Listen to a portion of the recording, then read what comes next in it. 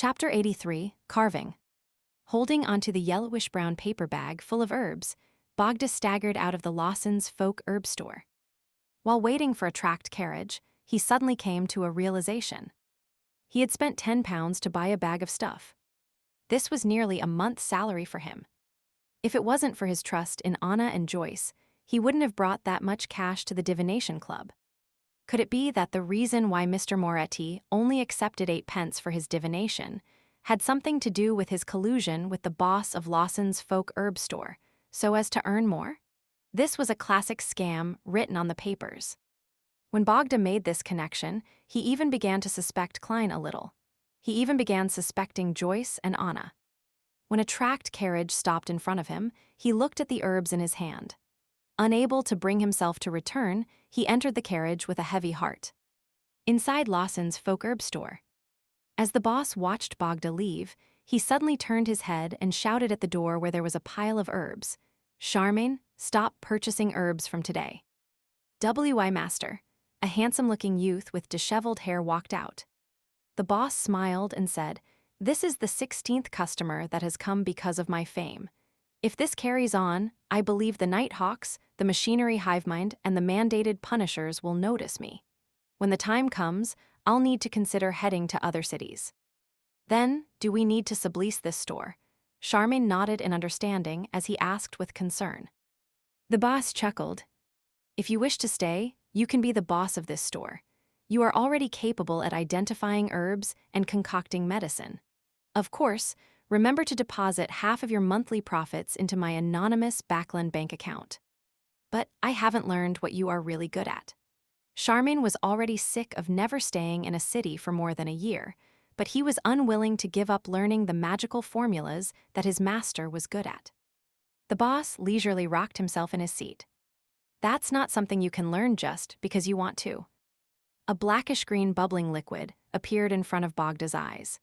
It smelled of stinking socks, and the color that makes one want to puke made him deeply suspicious about everything he had done today.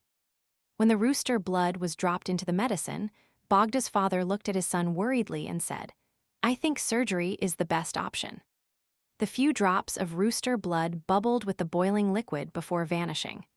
Bogda took a deep breath and said, "If this medicine is useless, I'll consider surgery." "The Lord will watch over you." Bogda's father gestured a triangular sacred emblem across his chest. By the time the boiling liquid had cooled down, Bogda had no intention of wasting the £10. He raised his right hand and closed his eyes. Flicking his head back, he gulped down the medicine in one go. The pungent aroma that had the noxious smell of blood swished around in his mouth as he nearly spat out everything he had just drank. That night, Bogda had an upset stomach. He went to the bathroom 6 times, and by the time the crimson moon vanished, he fell asleep groggily. After an unknown period of time had passed, he jolted awake, having dreamed that he was being reprimanded by his boss at work. "Thankfully, I took 3 days of annual leave. I don't have to rush to work." Bogda heaved a sigh of relief when he discovered that he felt a lot more spirited. This was in stark contrast to the sluggish state he was in for the past few weeks. Bogda subconsciously reached out and pressed the right side of his abdomen. He noticed that the region which previously hurt when under slight pressure felt normal. He only felt the pain from ordinary pressure. "Don't tell me it was really effective.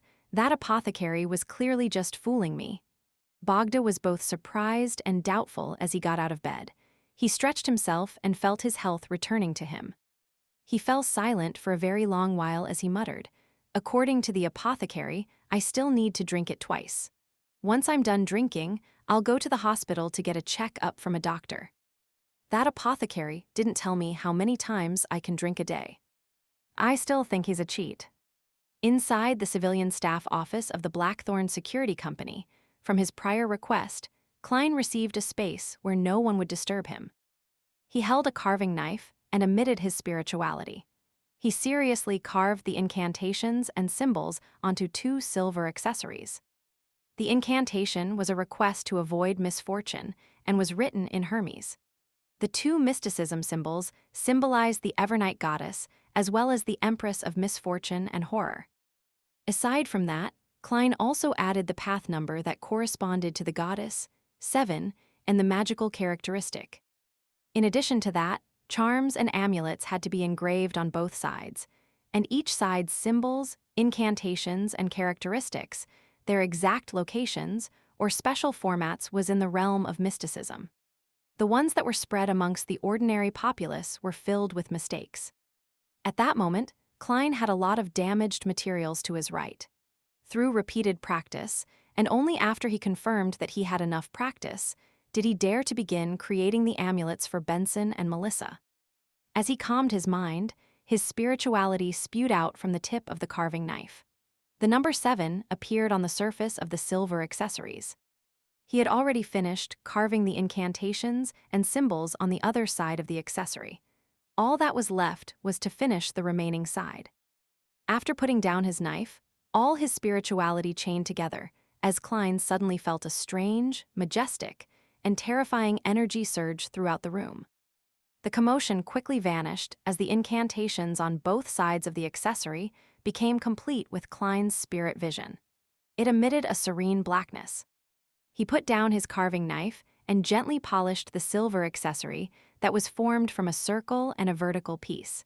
He felt a tinge of coolness from the mild-to-the-touch surface. It's done. He happily placed the finished amulet and another one that he had previously finished into his pocket, planning to find an opportunity to give it to Benson and Melissa. Amulets created by Beyonders possessed a certain level of effectiveness. They allowed the wearer to unknowingly avoid disasters to a certain extent, but it was nothing too ridiculous. Furthermore, their spirituality would wane bit by bit. Unless one used a high-level ritualistic magic and created a prayer set, a year was the maximum one could use them for. As for high-level ritualistic magic, there was a terrifyingly high spirituality requirement. It wasn't something Klein could endure at the moment. When the time comes, I can use my spirituality to make another one. Klein thought, nodding as he began tidying up the messy table. He didn't make one for himself for the moment, because an amulet of that level had limited effects on him. Therefore, his goal was to gain a deeper understanding of incantations before trying to pair it with ritualistic magic. That way, he could create a few defensive amulets that could be activated specifically with sound. After everything was finished, Klein walked out the office and prepared to hand over the damaged materials. That was when he saw Captain Dunn walk over in his black trench coat. Dunn's deep and gray eyes swept across him as he smiled. "Klein, the Holy Cathedral has approved it. You're now an official member." "Really, that's great," Klein expressed his delight. Dunn nodded and said with a smile, "You can now receive a make-up pay of £3 for this week.